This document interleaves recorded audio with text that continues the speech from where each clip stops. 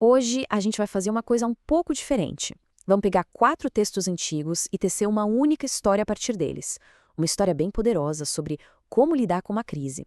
A gente começa num cerco militar, uma situação que parecia perdida, e termina com uma imagem de colheita, de abundância. É uma jornada e tanto, viu? Então vamos começar a desemaranhar essa história. E olha, o conflito já começa com tudo, com essa mensagem aqui. É uma intimidação pura. O comandante assírio não está só ameaçando com soldados. A estratégia aqui é outra. É um golpe psicológico, sabe? Para fazer o povo duvidar da própria fé que os mantinha de pé. A tensão já começa lá no alto. E é aí que começa o primeiro ato dessa história. A gente é jogado num cenário que parece sinceramente impossível. Não se trata de se a derrota vai chegar, mas sim de quando. E aqui o contraste é gritante. De um lado você tem o Império Assírio. Pensa na maior potência militar da época, uma verdadeira máquina de guerra que já tinha dominado nações inteiras. E do outro, o pequeno reino de Judá, que na prática era só sua capital, Jerusalém. Se a gente for olhar pelos números, pela lógica, a luta já tinha acabado antes mesmo de começar. E esse é o ponto-chave da tática assíria. A guerra deles era na mente. O objetivo era minar o moral, fazer o povo de Jerusalém se sentir completamente sozinho, abandonado. A ideia era que a esperança morresse dentro dos muros, muito antes de qualquer soldado sequer tentar escalar.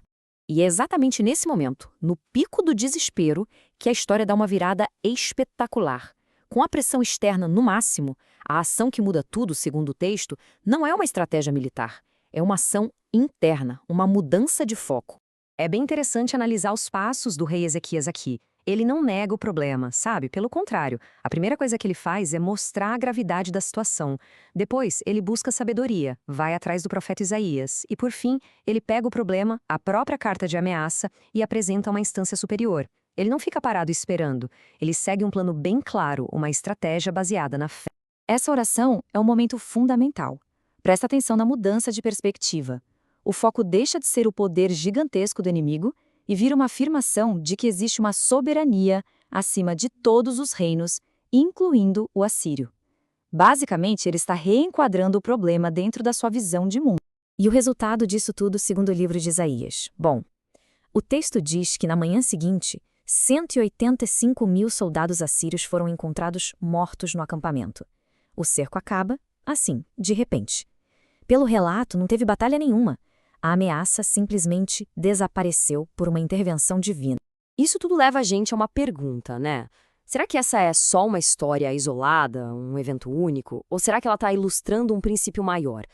Os outros textos que vamos ver sugerem que sim, que existe um mecanismo por trás, uma espécie de lei de causa e efeito funcionando aqui. Para entender esse mecanismo, a gente vai dar um pulo lá para o livro de Gálatas. É aqui que a gente encontra a ideia central que explica o porquê por trás do o que aconteceu com Ezequias. É a famosa lei do plantio e da colheita.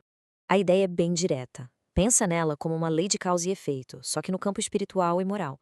De acordo com esse princípio, tudo que a gente faz, nossas ações, nossas intenções, tudo isso é como plantar sementes. E mais cedo ou mais tarde, essas sementes vão gerar uma colheita. A lógica é simples. O que se planta é o que se colhe. E o texto em Gálatas diz que existem 2 jeitos de plantar. Um seria o plantio guiado pelo egoísmo, pelos próprios interesses, que o texto chama de carne. Esse caminho levaria à destruição. O outro seria o plantio guiado pela fé, pela bondade, o espírito. E esse levaria a um resultado bom. Se a gente conectar com a história, a atitude dos assírios seria o primeiro caminho. E a resposta de Ezequias, bom, se encaixa perfeitamente no segundo. O mais legal é que Gálatas não deixa essa ideia só no campo das grandes crises. O texto traz isso para o nosso dia a dia. Fala sobre ajudar uns aos outros, sobre não desistir de fazer o bem, sobre aproveitar cada chance para agir da forma correta. Seriam essas as maneiras práticas de plantar no espírito. Então, se a gente pensar que a atitude de Ezequias foi a semente e a lei da colheita foi o processo, o Salmo 65 seria como um hino de celebração. Ele descreve de uma forma super poética como é essa colheita, essa abundância. E olha que interessante, segundo o Salmo, o ponto de partida para essa abundância toda é o perdão.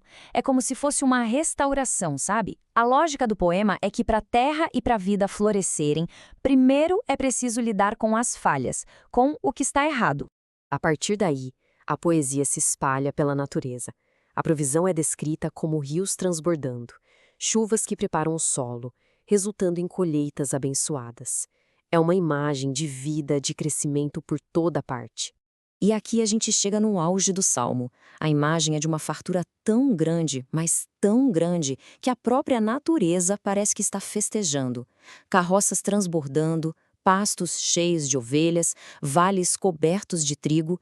O salmista descreve uma cena de alegria total. É a colheita na sua forma mais plena.